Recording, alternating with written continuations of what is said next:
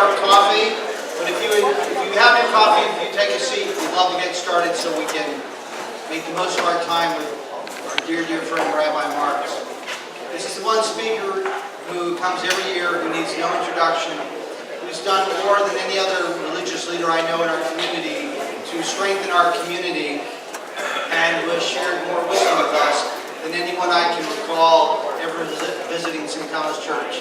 And of course, we adore his sense of humor. So without further ado, please join me in welcoming Rabbi Greg Marks to be with us this morning.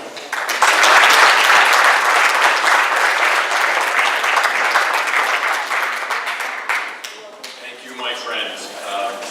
Oh, look at you. I have all sorts of beverages here. And of course, I'll knock them all over during the course of this presentation. First of all, thank you so very, very much. Mayor, how many years have we been doing this whole thing? 15, maybe?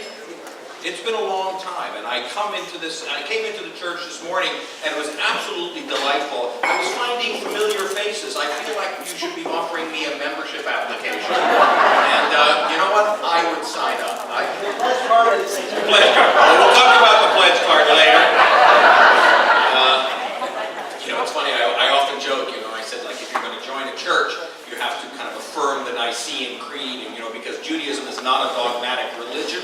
And I've said that you don't have to sign anything to join or just a pledge card and fill out your dues and write a check.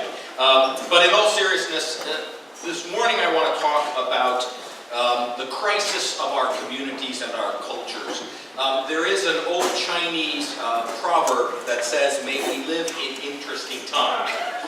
We are indeed living in interesting times, and sometimes I think the world has gone so crazy that the only way you can best summarize it is by quoting Woody Allen, who once said, "We are at a crossroads. One road leads to despair and utter hopelessness. The other to total extinction. Then let us hope we have the wisdom to choose wisely." I thought that was funny. Okay, I'm going to try that again. We are at a crossroads. One road leads to despair and hopelessness. The other to total extinction. Let us hope we have the wisdom to choose wisely. Okay, thank you. We are looking at changes in weather patterns. And weather patterns are only one change that we are witnessing. One scholar once said that we are watching cultural climate change. I want to repeat that, cultural climate change. Imagine yourself watching a movie where you have a villain and a hero, and the hero is in one car and he has to jump to another car. And as he is jumping from one car to the other, he gets caught, and his feet are in one car, and his head and hands are in the other car, and he's battling the enemies as he's going down the road, and everything is going fine until he comes to a traffic island, and he has to choose which way he's going to go. Many of us feel the very same way. We are seeing, quite honestly, the world being divided between the secular and the increasingly fundamentalist religion. Second, we are seeing a division in our world between those who celebrate diversity, think it's a good thing, and affirm multiculturalism, and those who despise it and will do everything they can to destroy it. Our world is rapidly becoming a global economy, but there are far too many tribalists who equate internationalism and pluralism with Marxism, socialism, and the deep state. First, let's take a look at secularization. One of my great teachers, in fact, a teacher that Marek and I share in common, is Rabbi Jonathan Sacks, Lord Rabbi Jonathan Sacks of Great Britain. And he taught me just recently at Chautauqua Institute. Any Chautauquans here? Okay, good. So I go to Chautauqua every year, and Lord Sacks taught us about the march of secularization. And I want to share with you what he said, because I think it's fascinating in its simplicity. And he said that the 17th century was marked by the introduction of secularization, and it was the secularization of knowledge. In science, there was Newton. In philosophy, there was Descartes. Now, both were fundamentally religious, to be sure, but they sought knowledge not in church doctrine, but empirical evidence. Galileo of the 17th century sought to understand the world not with the Bible, but with a telescope. The 18th century, Sachs writes, was marked with the secularization of power. France overthrew the church in 1789 after watching America do so in 1776. And you saw Napoleon literally crown himself, saying, "I do not need church authority to govern and to be sovereign." For the first time in history, we saw a separation of religion and power, or, as we call it here in America, the separation of church and state. For centuries, the church was always higher than the state house. It was the seat of political power.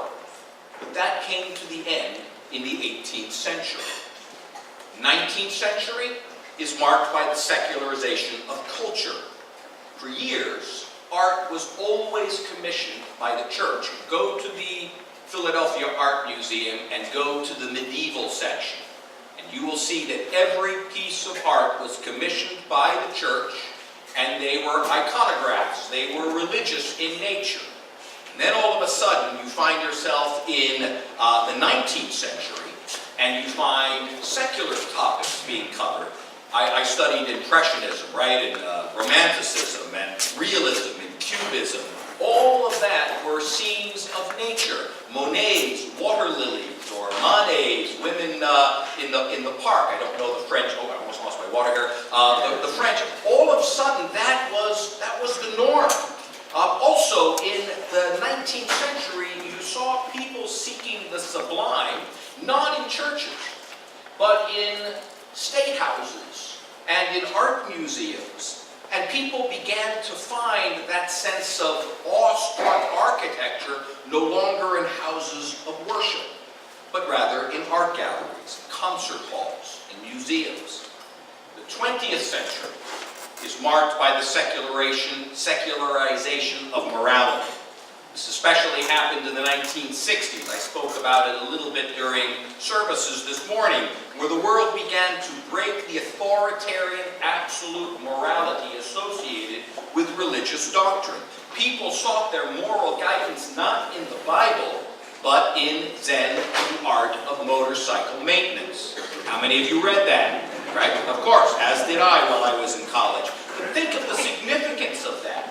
Right? You want to know the right thing to do? Go to Zen and the Art of Motorcycle Maintenance. Don't go to the Bible.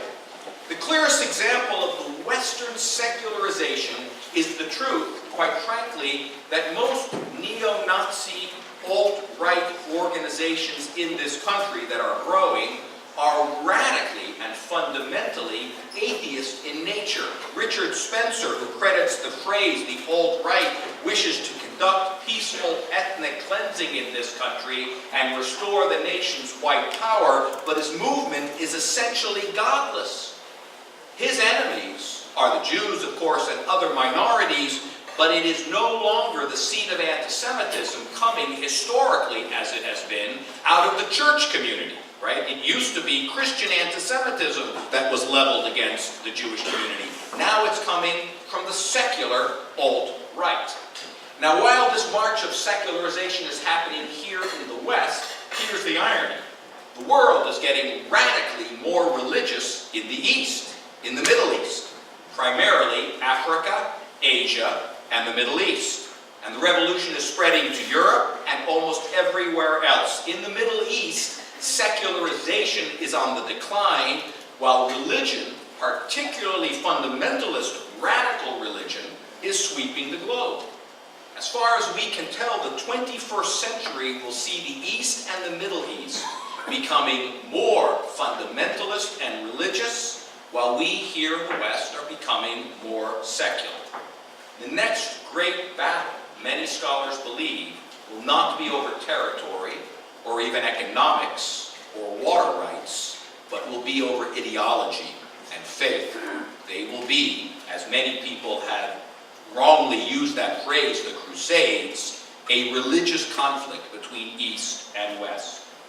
Second, another crisis that we are facing, a split in the road, a fork in the road, if you will, and few can deny it, is the split between those who frankly want to welcome the stranger and those who want to put up walls. This nation is built to be a haven for the oppressed, and it is rapidly closing its doors to refugees. Now, frankly, as a Jew, I worry about the tide of anti-Semitism that you will find in many people of the Middle East, but I would hate to see the day when we stop showing concern for the most vulnerable in our world. Because hate in this country is becoming normative. Racism, homophobia, anti-Semitism is becoming almost acceptable as some people are trying to defend the rights of quote-unquote white America. And as a consequence, we are overwhelmed with fear and anxiety, and the most vulnerable in society, namely blacks, gays, Mexicans, Muslim refugees, and Jews, are under the microscope, or perhaps in the bullseye. There is, quite frankly, a meanness on the streets of our country, and it threatens to tear us apart, and we are all old enough to know that there have been conflicts before in this country. I am a product of the Vietnam War. I suspect many of you were, and there were fights, radical fights.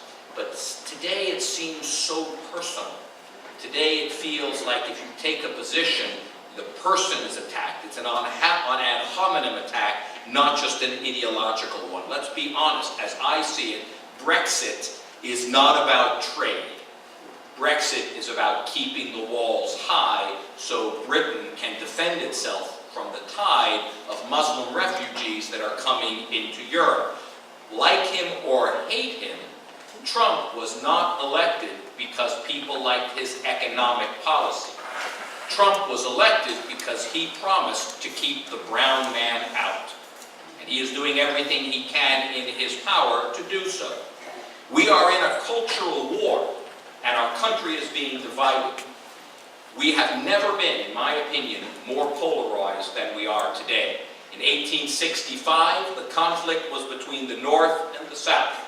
Today, the conflict is between the coasts and the hinterland. Would you agree? Yes. There are some who argue that the only response to this decline is withdrawal. I scanned a book over the summer. It was a book by Rob Dreher, and it was called The Benedictine Option. And there he argues that the only response for religious people is to withdraw, to separate ourselves from the corruption of our society. He writes, and I quote, please, I'm quoting, these are not my words, LGBT activism is the tip of the spear at our throats in a cultural war. The struggle over gay rights is what is threatening religious liberty, putting Christian merchants out of business, threatening tax-exempt status, and the accreditation of Christian schools and colleges. The only option, he argues, is to withdraw from society. Believers should follow the model of the 6th century monk Saint Benedict, who set up religious separate communities as the Holy Roman Empire collapsed around them. And I return to quotes, Christians should withdraw inward to deepen, purify, and preserve the faith. They should secede from mainline culture, pull their children from public schools, and put down roots in separate communities. The only option to corruption is no longer accommodation, but resistance and separation.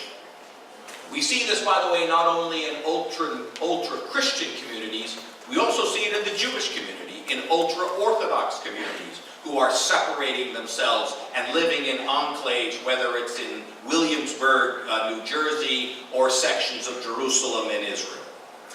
I respectfully suggest that we, the liberal, and I use those words in quotes, need to be the bridge between the radicalism in the East and what we are seeing is increased religious indifference in the West. We must resist the Benedictine option where religions withdraw into monasteries or indifferently just walk away and abandon public education.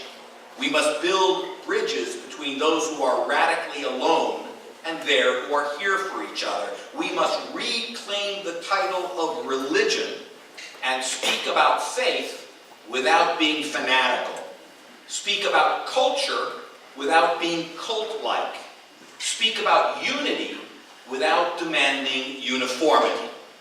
We must speak of decency and reclaim the sense of morality and culture that has defined and underpinned our country.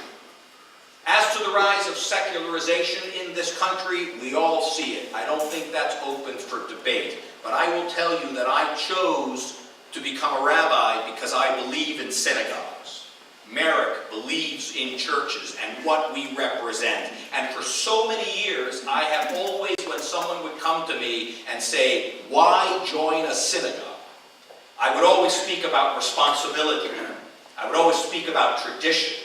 I would always speak about upholding the covenant, bearing witness to the presence of God. And these were always the things that defined my reason for joining a synagogue. But I will tell you, after reading a recent book, I've changed my mind completely. The reason to join a synagogue is because you will live longer. The reason to join a church is you will live longer. Or maybe it will just appear that you're living longer. You all know it's by now a very overly quoted book, Robert Putnam's Bowling Alone, right? That's America. We bowl alone. Bowling lanes are more active than they've ever been, but the leagues are gone. People go and they just bowl with them by themselves or with their family. But he also wrote a book called American Grace. And in it, he observed that social cohesion and altruism exist in one unique category of places: churches and synagogues. He writes, people who go regularly to a house of worship are healthier, happier, more generous, and they will, as I mentioned before, even live longer. The truth is if you are a member of this church, you are more likely to shelter the poor, find a job for a homeless person, coach Little League, or give charity. This is the place where we are inspired to move beyond ourselves and to give for the benefit of our society.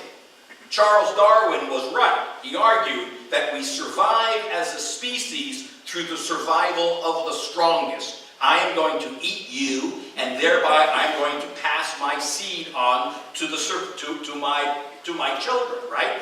That's how we survive as individuals. But what Darwin also said was, we survive as a society by altruism, by helping each other, by defending ourselves against the hordes that are coming over the hill. And sometimes that means putting your life on the line and putting an end to your genetic line for the welfare of others. So altruism and survival of the species are directly in contradiction to each other, except here. Because here we work for the common good.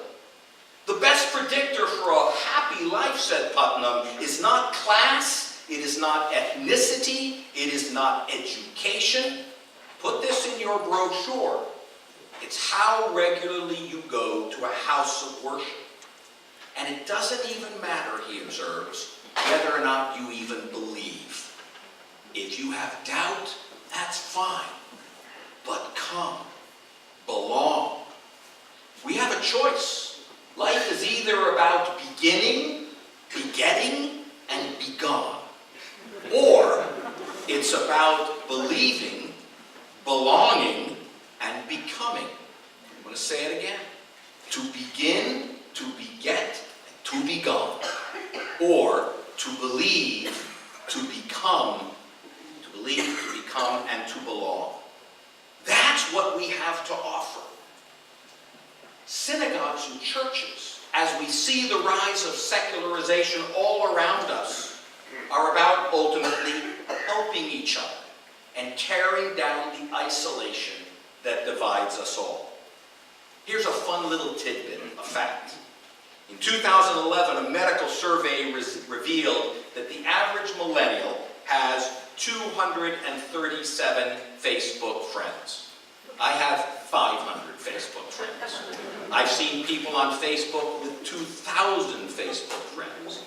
But when asked, how many of them can you rely on in an emergency at 3 o'clock in the morning, most replied 2. A quarter replied 1. And an eighth replied none. This is not a criticism of Facebook. I use Facebook. I know it's great because my kids don't use it anymore. I went on Facebook with one purpose and one reason only: to stalk my children, find out what they were doing and where they were spending their time. Now, I got nothing on them, and now I'm on Facebook wishing everybody happy birthday like it's a full-time job. But a Facebook friend is not a real friend. We know that to be true. But more and more young people are finding their relationships online. And that is different from the relationships you've built here in this church. I want to tell you a true story about Beth Orr, and I can imagine that the same story exists here. Both Merrick and I spent a lot of time doing pastoral work, and a number of years ago, a member of my congregation came to me, and he was in kidney failure.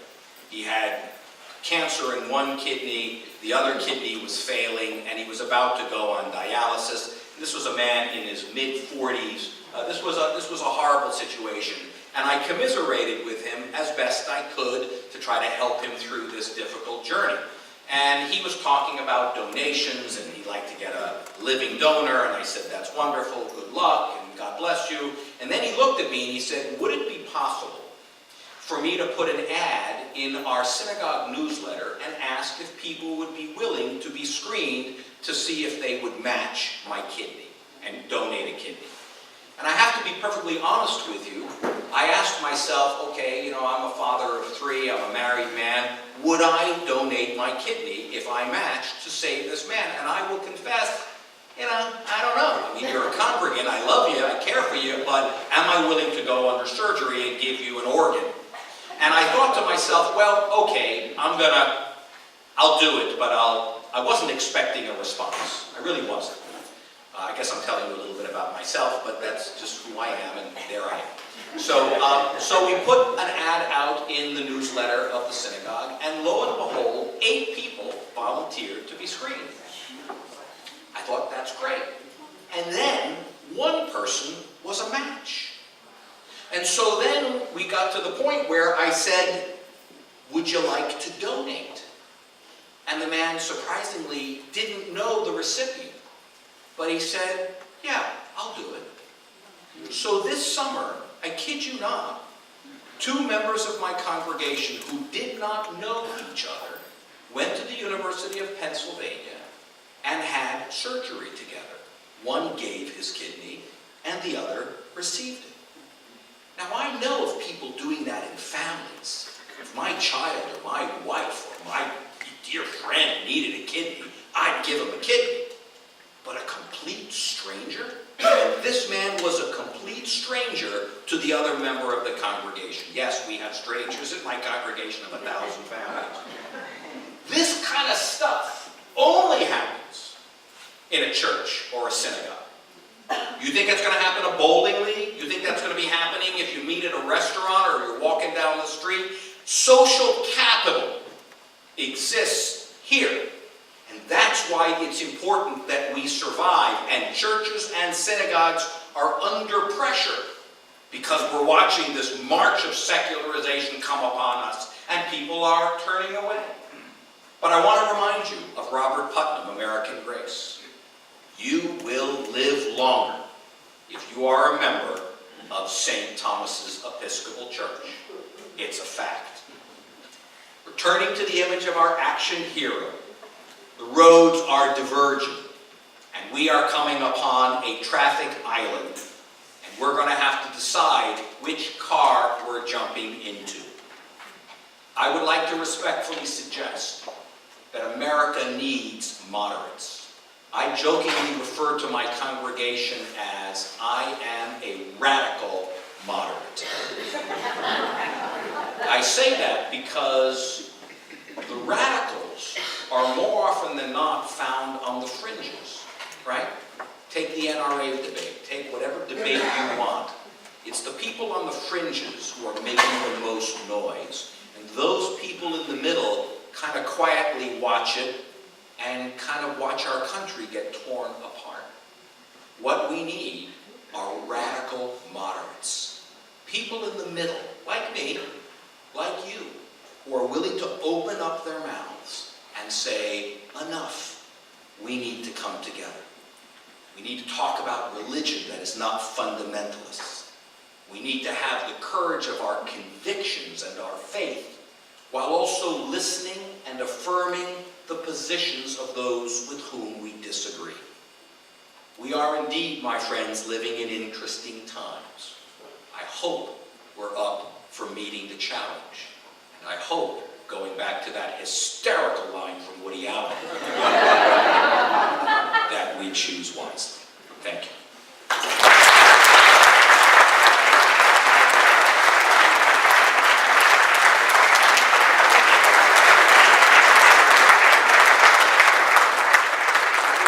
If you have time for some questions, please feel free. I think you can hear me. The kids are ones that are going to rise up and are rising up. They have had it. Did you all hear that? The comment was, today, I assume you're talking about gun violence in this country? Right. So the comment was, today our kids are going to rise up, and ultimately, and we're already seeing it, there's going to be a walkout sometime in March, going to the state houses and trying to demand some action. I think it is a very, very hopeful sign. It is a good thing. Just as an aside, just to respond for a moment, I grew up in South Florida. I grew up in Miami Beach, and I grew up during the Cuban Missile Crisis.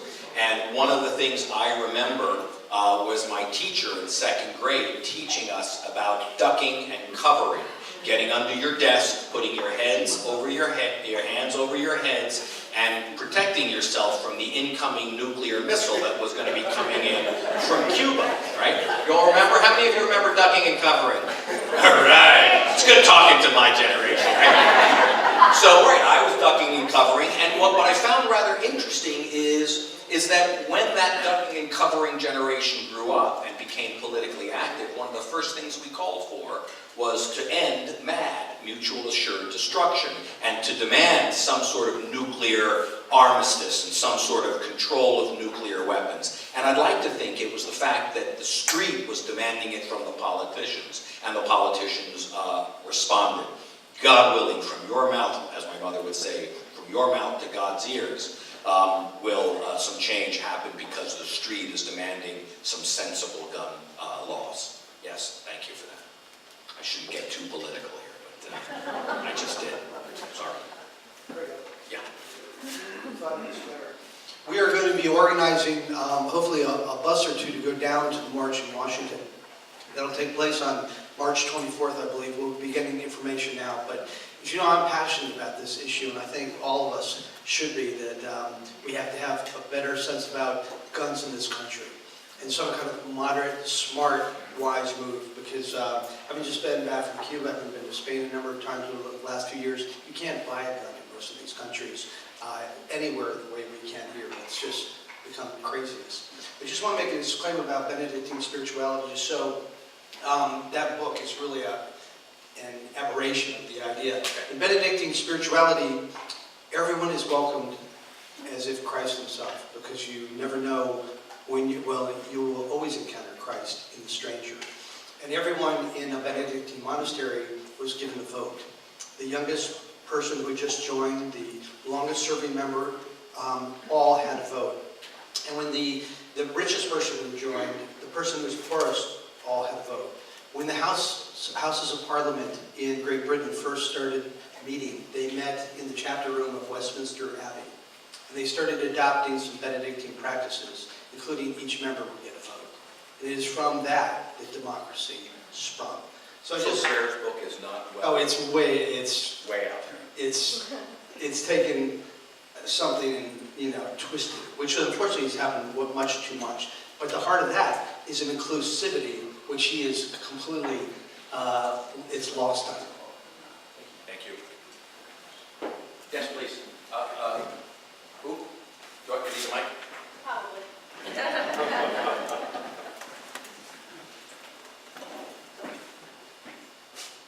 Thank you. And so to speak, you're preaching to the choir. We're all at St. Thomas's for the same reason, different reasons. We believe in church.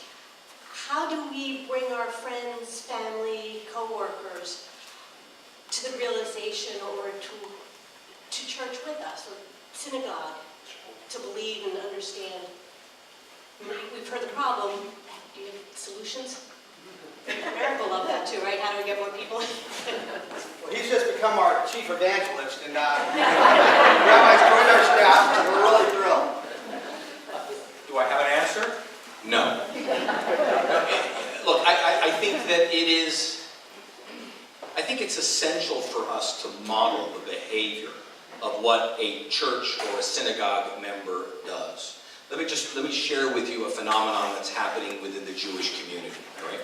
So there are people within the church, now I'm calling synagogues churches. There are people within the synagogue community who don't want to belong.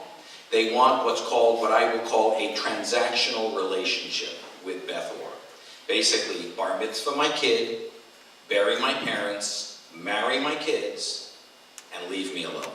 I don't want to come to services. I don't want to be, I don't want to become a regular member. I want a transactional relationship. I'll pay, but I'm not going to become a regular member. And I have a fair number of people like that, and I'll suspect you do too. And what's happening is there are rabbis out there who are kind of opening up these sort of independent, itinerant sort of, what are they called, pop-ups? You know, like pop-up restaurants and pop-up cafes in New York City. They're now pop-up synagogues where you can go in, you can have a little service, you can go for the high holidays, he'll do your life cycle events, but there's no community, right? There's nothing. But it's just a transactional relationship with that particular rabbi or cantor. That's a growing phenomenon in my movement, and it's threatening the viability of the brick and mortar congregations that Beth Or is. I don't have an easy solution for it. I really don't. I think all I can do is offer the best religious community I can offer and speak about that so that people understand it. And whenever I have an opportunity to model the values of our community, because in those pop-up transactional synagogues, you don't see what's happening like you would see in a congregation. This month that we're in, we're housing a homeless family in our synagogue through INH, as I suspect you do as well. That is who we are, and that is what we do. So I think the more we can get that message out, the stronger we will be, but it's not easy because there's a sweeping tide of people who just say, well, thank you very much, but I'm not interested. And it's a problem. I actually, if I may just be honest for a moment, there's a part of me that's kind of happy I'm closer to retirement than starting. Because I'm very serious, because I'm not sure what the religious communities are going to look like as this march of secularization continues 20, 30 years down the road. It causes me tremendous concern. Is there anything we can learn from those, we call them the CNE crowd? Christmas and Easter. I always wonder, when I see those people, why do they even bother? I mean, they self-identify as Christian, but this is why, because they attended a Christmas service or an Easter service, and then that suddenly makes them Christian. So I'm wondering, to Tricia's point, can we somehow survey these occasional people, and clearly people in your synagogue that want their child bar mitzvah, you have to ask why. You know, you're walking away, you do that transaction, you walk away, maybe their child never steps foot in the synagogue again. What's the point? I mean, maybe to try to understand what it is that it's important enough to them to go through that ceremony, but nothing else that comes with that. And perhaps we can crack that nut, because those would be the people that I guess would be potentially the easiest to sort of draw in if we understood what it was that was lacking in there. I don't know. I think what we're witnessing is the superficiality-izing of religion. They want the trappings of it without the sacrifice. Religion is about sacrifice. Religion is about giving of oneself. It is about service in the name of God. It is, in using my language, it's about doing a mitzvah, right? At one's own personal expense. There is a growing number of people who want the trappings of that, but don't want the corresponding sacrifice that is required. My daughter, and I also think that there's a trivialization of our rituals and our practices. You see it with the Christmas tree, right? You see a Christmas tree no longer representing, I remember reading once that why is it an evergreen? Because it's eternal life. And why the tinsel and why the red orbs? It's the apple from the Garden of Eden. And it all has Christian symbolism. Well, the Christmas tree has been so trivialized that now it's a symbol, it's a marketing tool. And I think that same thing with the dream catchers of Native Americans. My daughter had a dream catcher in her room for a number of years, and I said, you need to take that down. Because what we're doing is we're appropriating Native American sacred symbols, and we're using them as decorations or as good luck charms, and it's disrespectful. I heard that Tom Brady, who is a Christian, has a menorah, a Jewish symbol, in his home because it gives him good feng shui. Is that the right word?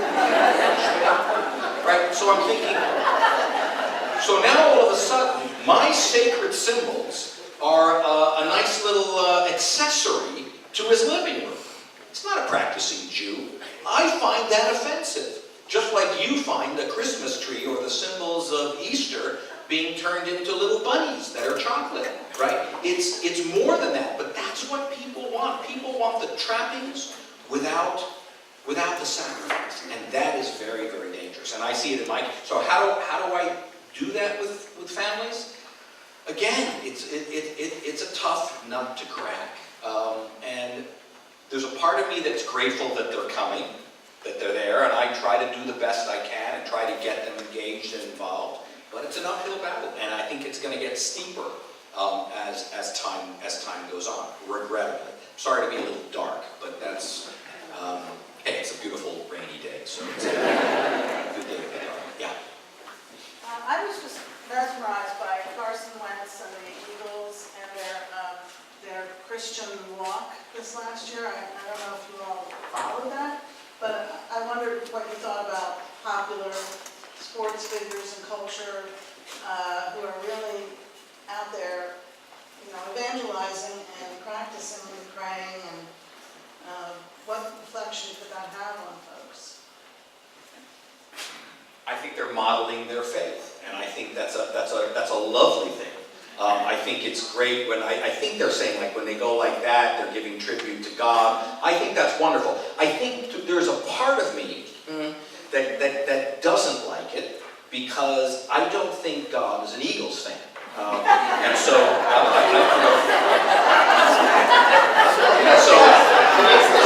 right, thanks so much for having me. All right, okay. Let's be honest. We say in Hebrew, HaKadosh Baruch Hu, the Holy One, blessed be God's name, really concerned with the happenings of the NFL. And I would like to respectfully say, no, I don't think that that's, now, the lifestyle I think is lovely, it's great, but there's a part of me that, I'm not sure how to interpret when the players thank Jesus Christ, their Lord and Savior, for winning the Super Bowl. That to me is trivializing the faith. And so on the one level, I think, okay, nice, you're setting a nice example, but I also think you're dumbing it down a little bit as well. And so I find that partly troubling. Am I getting in trouble here? You can hold that. I would just say two things. God is a fan of royalty and all players. And I think what they're saying more, and having dealt with a number of athletes, what they're talking about is their success, their personal success. The other question I have for you is I go by two huge churches every day, twice a day. One non-denominational, and the other one is a big Baptist church. In the Jewish community, are there these mega churches or mega synagogues? You know, because I know like one where a friend of mine has done work, Cherami, which I have heard, he told me they had all kinds of financial problems. So my question is there a development of these mega synagogues like there are in the churches? We call it a mega-god.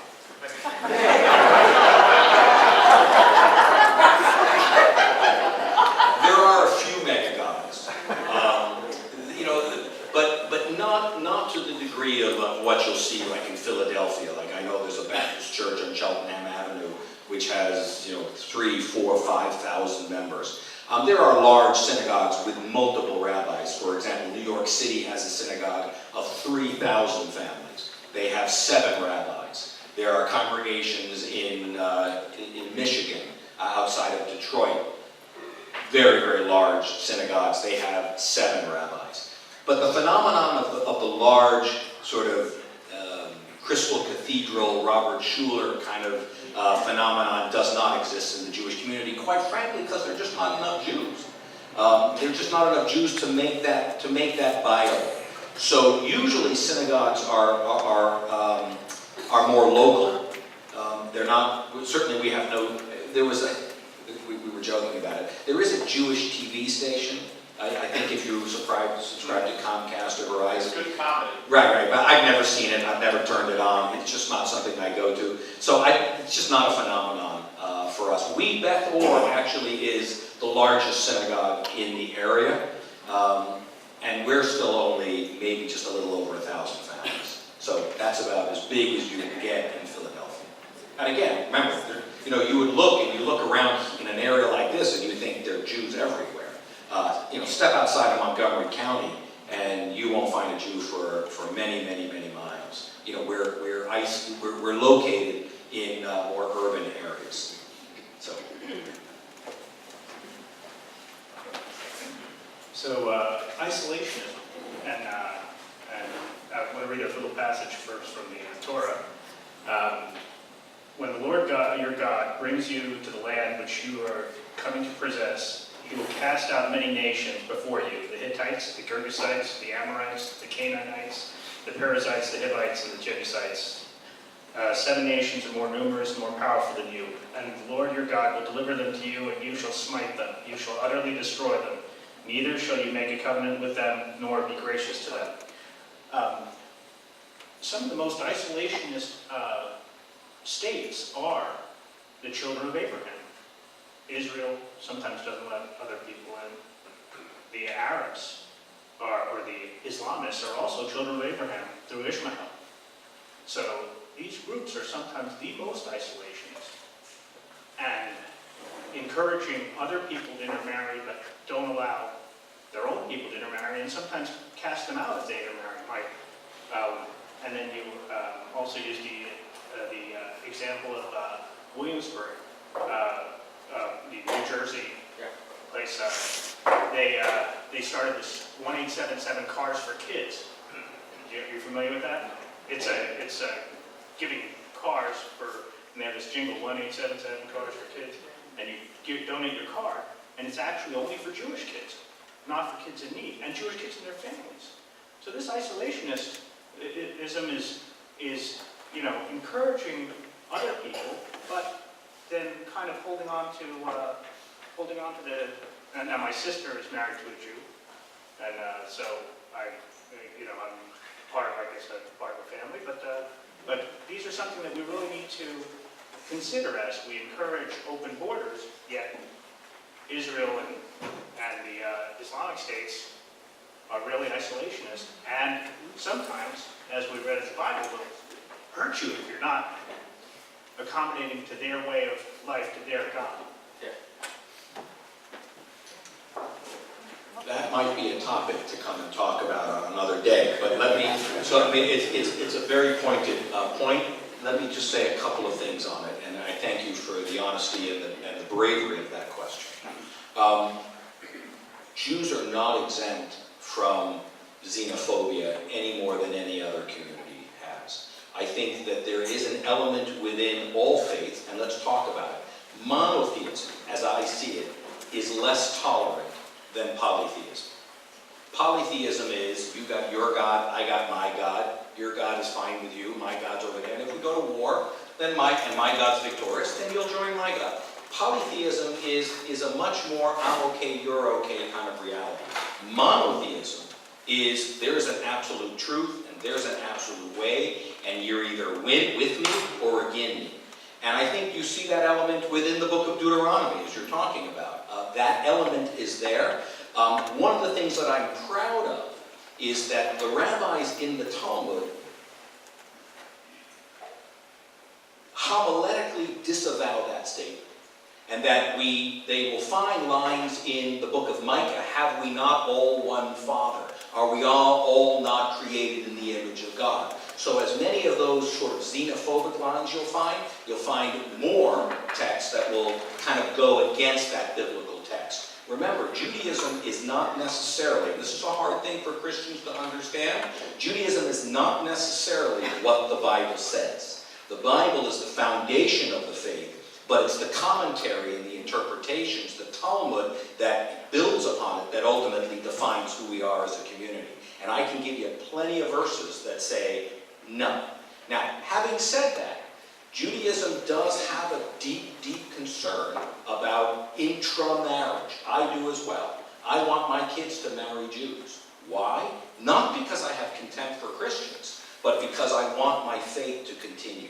And as a minority, if the likelihood is, if my child were to marry a Christian, demographically speaking, 98% of the children of those intermarriages will, in the end, intermarry. If we were living in Israel, I'd be less concerned about intermarriage, because that would be the majority culture. But here, I'm a minority. And so, when we look at children who intermarry within the household of Israel, the Jewish community, 25% are raised exclusively as Jews, 25% are raised exclusively as Christians, and about 50% are raised as both. Basically, they'll have a Hanukkah menorah and a Christmas tree, they'll have Easter eggs on the Seder table, the whole thing, and they'll kind of put the whole thing together in some sort of mishmash. And in the end of the day, I don't care if that child celebrates Hanukkah. If they believe that Jesus Christ is their Lord and Savior, they're a Christian. And so that 50% is lost. And so for me, intermarriage is not about hating the other.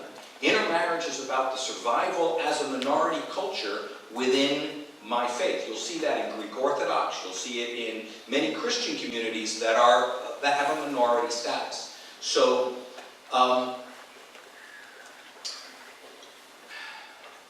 you mentioned for a little bit about Israel and the Palestinians and the contempt for minority communities.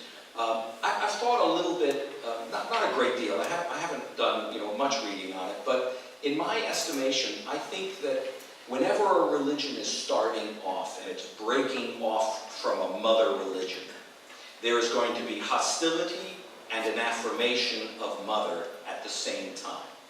Okay, let me say what I mean by that.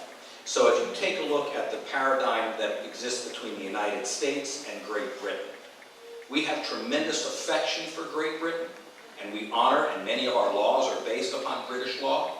But in 1776, there was incredible hostility by the people that lived here for Great Britain. Everything that Britain did was wrong. Ultimately, there was a rapprochement, but in order to demand and claim independence, you needed to be hostile to the faith. Christianity did that with Judaism in its attack of the Pharisees. Islam did it with its attack on Christianity and Judaism. And Jews did it to the Perizzites and the Hittites and the Hivites and the Canaanites. It's all the same thing. And hopefully over time, that rift heals, as it has between Christians and Jews. The day has yet to come in the Middle East between Jews and Arabs and the indigenous people, but that's all part of the culture. So I think we need to work beyond that and start speaking about the values of the prophets, which supersedes, in my mind, many of the teachings of the book of Deuteronomy. Long answer, Your Honor. Thank you. I'm exhausted. Okay. One final question. And Greg, I want to thank you. You bless us every time you come here. We owe a great deal of wisdom that you're sharing. Your friendship means the world to us. And so I want to thank you on behalf of our entire congregation. I want to thank those of you who asked good, interesting, solid questions. And I want to thank you for the kind of lives you're leading. I think your congregation and our congregation are trying to be radical moderates. And the world needs to hear us speak out. The world needs to hear us act. The world needs to have us invite people into our congregations to lead this kind of life, because we know there's enormous merit to this. We shouldn't be shy about sharing that and having a very strong middle way voice. As Anglicans, we always find ourselves in the center, the middle way. So I think even though our faiths are different, we share so much in common. And at the end of the day, we are completely brothers. Thank you, my friend. Could I have a closing thought? So thank you. I appreciate it. I hate to sort of be the postscript, but next Sunday, my son is getting married. So next Sunday, and so please, so the reason I say that is because I'm delighted that it's raining today. Please put in a good word with the Almighty, like some sun next Sunday. And one last thought, I want to go back to your point, and I forget who said it. But he said, if you're a thinking person, regardless of what organization or faith you belong to, if there's not something in it that makes you embarrassed, then you're not thinking deeply enough. There are things in my faith that I don't like. There are things in this country that I don't like, and sometimes it embarrasses me. And I think that that is the mark of maturity. Some of those lines I don't particularly find of. I'll bet you if you look through the Gospels, you might find some things that I'm not so crazy about. That's part of being a thinking, radical moderate. Thank you.